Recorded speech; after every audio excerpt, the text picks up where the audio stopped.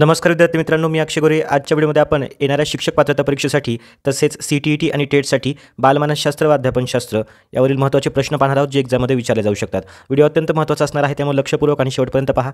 तर या आधीच्या व्हिडिओमध्ये आपण 1 ते 50 पर्यंतचे प्रश्न पाहिले होते. इथून पुढचे प्रश्न आपण आता कंटिन्यू करूया.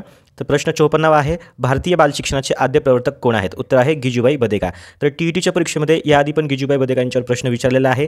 गिजूबाई बधेका, त्यानंतर अनुताई वाघ आणि ताराबाई मोडक यांच्यावर एक्झाममध्ये या तिघांपैकी एकावर तर प्रश्न येण्याची शक्यता आहे. त्यामुळे या तिघांच्यावर जे काही प्रश्न असतील तिघांच्यावर ते प्रश्न तुम्ही करायला पाहिजेत. ते प्रश्न आपण येणाऱ्या व्हिडिओजमध्ये सर्व कव्हर करणार आहोत.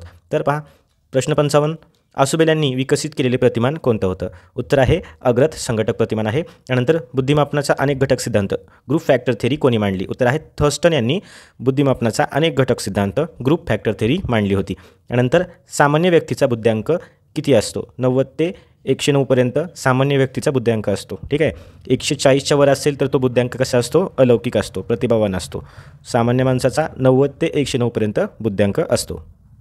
ब्रूस जॉईस व मार्शाविले यांनी अध्यापनाची किती प्रतिमाने सांगितली होती? तर एकूण 22 प्रतिमाने ब्रूस जॉईस आणि मार्शाविले यांनी सांगितलेली होती. यानंतर प्रच्छा प्रशिक्षण प्रतिमानाद्वारे विद्यार्थ्यांची कोणती क्षमता विकसित करता येते? तर प्रच्छा प्रशिक्षण प्रतिमानाद्वारे विद्यार्थ्यांची विचार करण्याची क्षमता विकसित करता येते. यानंतर चुका व शिका, ट्रायल अँड एरर या पद्धतीने शिकण्याच्या प्रक्रियेला काय म्हणतात? तर प्रयत्नप्रमाद असे म्हणतात. मानवी पेशींमध्ये रंगसूत्राच्या किती जोड्या असतात? उत्तर आहे 23 जोड्या. एकूण 46 असतात आणि जोड्या विचारलं तर 23 असतात. यानंतर कृतक विश्वास कोणत्या अवस्थेत सर्वाधिक असतो? DEDला असताना हा प्रश्न रिकाम्या जागा भरा म्हणून यायचा. कृतक विश्वास आहे, या ठिकाणी थोडी स्पेलिंग मिस्टेक आहे. कृतक विश्वास हा शैशव अवस्थेमध्ये, इन्फॅन्सीमध्ये सर्वाधिक असतो. यानंतर 140पेक्षा जास्त बुद्ध्यांक असणाऱ्या व्यक्तीस काय म्हणतात? अलौकिक असं म्हणतात. मातापितांकडून बालकांना संक्रमित होणारे गुणधर्म म्हणजे काय आहे? तर तो हेरिडिटी म्हणजेच अनुवंश आहे.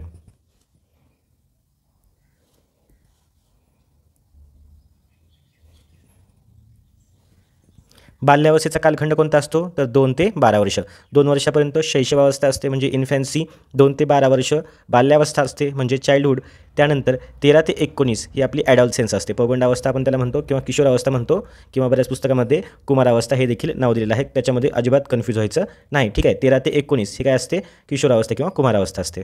त्यानंतर प्रकल्प पद्धतीचे जनक कोण आहेत? किलपॅट्रिक हे प्रकल्प पद्धतीचे जनक आहेत. यानंतर परिस्थितीसोबत जुळवून घेणे म्हणजे काय? तर समायोजन. जुळवून घेणे म्हणजे काय? समायोजन. त्याला आपण इंग्लिशमध्ये लक्षात ठेवू शकता ॲडजस्टमेंट.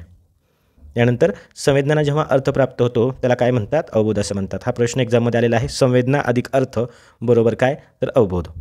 पहिली मूकबधीर विशेष शाळा कुठे स्थापन करण्यात आली? उत्तर आहे मुंबई या ठिकाणी. ज्ञानग्रहणाची पहिली पायरी कोणती? संवेदना. प्रलोभनामुळे कशाला चालना मिळते? कृतीला. प्रलोभन म्हणजे काय? जर आपण विद्यार्थ्यांना सांगितलं की आज जे विद्यार्थी सर्वात आधी गृहपाठ पूर्ण करून आणतील त्यांना मी 100 रुपये बक्षीस देणार आहे, असं म्हटल्यानंतर विद्यार्थी लवकर गृहपाठ पूर्ण करतात, जास्त संख्येने पूर्ण करतात. याच्यामुळे काय होतं? 100 रुपये काय आहे? प्रलोभन आहे. आणि कशाला चालना मिळते? विद्यार्थ्यांच्या कृतीला. अशा प्रकारे आपण वर्गामध्ये विद्यार्थ्यांना प्रलोभन देऊन त्यांचा अभ्यास किंवा त्यांचं जे अभ्यास करत असताना मोटिवेशन आहे त्याला आपण वाढवू शकतो. त्यानंतर बहुआयामी द्विघटक सिद्धांत कोणी मांडला? उत्तर आहे गिलफर्ड. नाव लक्षात ठेवा. महत्त्वाचे सिद्धांत आहेत, एक्झाममध्ये विचारले जाऊ शकतात. बहुआयामी द्विघटक सिद्धांत कोणी मांडला? उत्तर आहे गिलफर्ड. बहुआयामी आणि द्विघटक हे नाव लक्षात ठेवा आणि गिलफर्ड यांचं नाव लक्षात ठेवा. यानंतर उद्दीपक नसताना भास होणे यास काय म्हणतात? चित्तभ्रम असे म्हणतात. उद्दीपक समोर नसतो तरीही आपल्याला भास होतो. म्हणजे एखादी मृत झालेली व्यक्ती, मेलेली व्यक्ती आपल्याला हाक मारत आहे, बोलत आहे, असा भास होणे म्हणजे काय आहे? चित्तभ्रम आहे. ठीक आहे. चित्तभ्रम जर जास्त वेळ चालला तर त्यानंतर आपण डिप्रेशनमध्ये देखील जाऊ शकतो. चित्तभ्रमाबद्दल इतकीच माहिती आहे. उद्दीपक समोर नसतो तरीही आपल्याला भास होतो की आपल्यासमोर उद्दीपक आहे, त्याला काय म्हणतात? चित्तभ्रम असे म्हणतात. आणि इंद्रियभ्रम म्हणजे काय आहे? उद्दीपक अस्पष्ट असतो. रस्त्यावर समजा एखादा पट्टा पडलेला आहे तर आपल्याला वाटतं की तो अंधारामध्ये साप आहे असं आपल्याला वाटतं, कारण आपल्याला चित्र स्पष्ट दिसत नाही, पार्श्वभूमी बदललेली असते, त्यामुळं आपलं कन्फ्युजन होतं.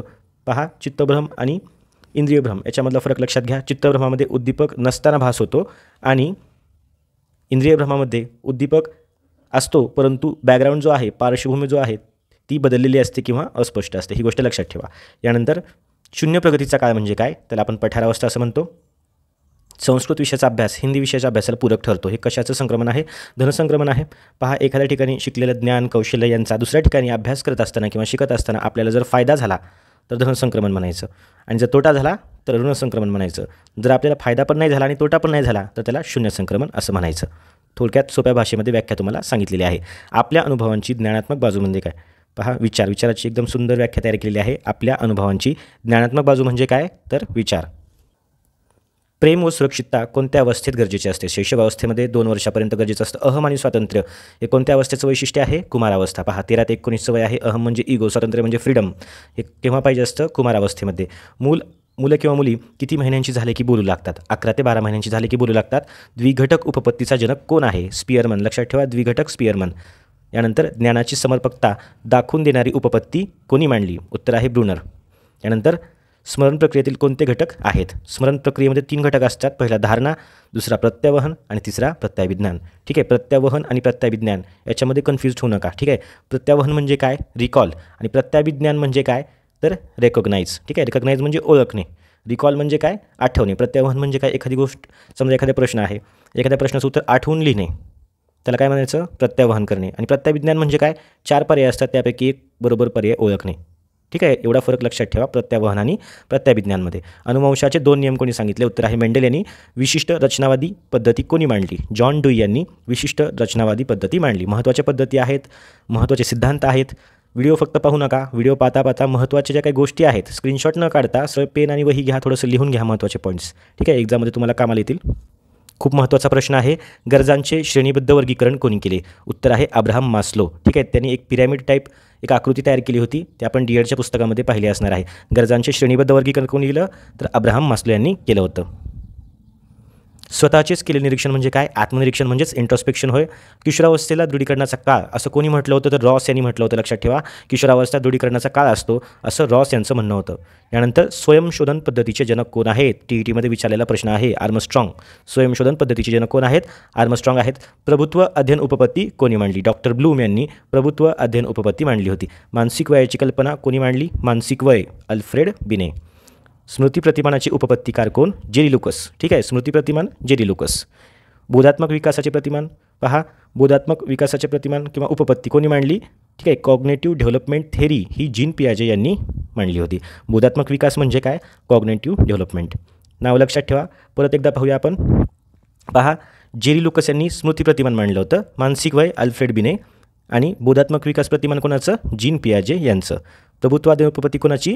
डॉक्टर ब्लूम यांची. ठीक आहे, लक्षात ठेवा.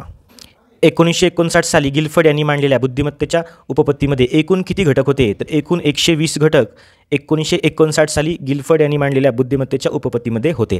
लक्षात ठेवा, गिल्फर्ड यांनी उपपत्ती केव्हा मांडली? 1959मध्ये. ती उपपत्ती कशासंबंधी होती? बुद्धिमत्तेसंबंधी होती. एकूण किती घटक होते? 120 घटक होते. प्रश्न क्रमांक 94 पाहूया. पुनरावृत्तीचा अध्ययनविषयक नियम लॉ ऑफ एक्झरसाइज कोणी मांडला? थॉर्नडाईक. कालच्या प्रश्नसंचामध्ये आपण थॉर्नडाईक यांनी मांडलेले 3 नियम पाहिले होते. त्यापैकीच एक नियम कोणता आहे? पुनरावृत्तीचा अध्ययनविषयक नियम लॉ ऑफ एक्झरसाइज. ठीक आहे, थॉर्नडाईक यांनी मांडलेला नियम. यानंतर अनुवंशासंबंधी विचार करता बालक आईवडिलांकडून किती टक्के अनुवंश धारण करतो? आईवडिलांकडून 50% आणि अनुवंशासंबंधी विचार करताना बालक आजी आजोबांकडून किती? 25%. आईवडिलांकडून 50% आणि आजी आजोबाकडून 25% अनुवंश धारण करतात. ढगांचा गडगडाट होताच विद्यार्थ्याचे लक्ष आकाशाकडे जाते. हे कोणत्या अवबोधाचे लक्षण आहे? अनैच्छिक अवधानाचं लक्षण आहे. ठीक आहे, इच्छा नसताना देखील त्या ठिकाणी लक्ष जातं. यानंतर परीक्षा जवळ येताच राजू अभ्यास करतो. हे कोणत्या अवधानाचे लक्षण आहे? पहा, ऐच्छिक. ठीक आहे, इच्छा असताना, उद्देश असताना त्या ठिकाणी अवधान दिलं जातं. यानंतर संजय गणित वेगवेगळ्या पद्धतीने सोडवतो. हे कोणत्या अवधानाचं लक्षण आहे? तर अभ्यस्त अवधानाचं आणखीन एक त्या ठिकाणी उदाहरण सांगतो. चित्र काढत असताना एखादा चित्रकार अतिशय गुंगून जातो, त्याला वेळ काळाचं भान राहत नाही. ही TETमध्ये याच्या आधी पण विचारलेलं आहे उदाहरण. ते आहे अभ्यस्त अवधानाचं लक्षण. यानंतर रस्त्याने जात असताना कातड्याच्या पट्ट्याला साप समजून घाबरणे कोणता भ्रम आहे? इंद्रिय भ्रम. मगाशीच आपण सांगितलं की इंद्रिय भ्रमामध्ये काय असतं? पहा, त्या ठिकाणी पट्टा पडलेला आहे. ठीक आहे, म्हणजे उद्दीपक समोर आहे, डोळ्यासमोर आहे, परंतु अस्पष्ट आहे, तुम्हाला क्लिअरली दिसत नाही. समजा अंधार पडलेला असेल, तुम्हाला क्लिअरली दिसत नाही, पार्श्वभूमी बदललेली आहे, तेव्हा आपल्याला भास होतो की या ठिकाणी तो पट्टा नसून साप आहे. म्हणजे काय आहे? इंद्रिय भ्रम आहे. ठीक आहे, इंद्रिय भ्रमामध्ये पार्श्वभूमी बदललेली असते किंवा उद्दीपक अस्पष्ट असतो, हे शब्द लक्षात ठेवा. आणि चित्तभ्रमामध्ये डोळ्यासमोर काहीच नसतं, परंतु आपल्याला वाटतं की आपल्याला कोणतरी हाक मारत आहे, बोलवत आहे, त्याला काय म्हणतात? चित्तभ्रम. एवढा फरक लक्षात ठेवा. तर आजच्या व्हिडिओमध्ये आपण 50 महत्त्वाचे प्रश्न पाहिलेले आहेत. ठीक आहे, तर तुम्हाला जर व्हिडिओ आवडला असेल नक्की व्हिडिओला जास्तीत जास्त लाईक करा, तुमच्या मित्रांना शेअर करा. हे आपल्या येणाऱ्या व्हिडिओसाठी खूप महत्त्वाचं असणार आहे, कारण तेवढ्याच कमीत कमी वेळामध्ये मी तुम्हाला जास्तीत जास्त व्हिडिओ अपलोड करणार आहे. ठीक आहे, तर भेटूया आपण पुढच्या व्हिडिओमध्ये. आणखीन थेरॉटिकल महत्त्वाचे प्रश्न पाहूया, थेरी पाहूया, 4ही पर्यंत स्पष्टीकरण असणारे व्हिडिओ पाहूया. सर्वांना येणाऱ्या परीक्षेसाठी खूप खूप शुभेच्छा. Thank you so much.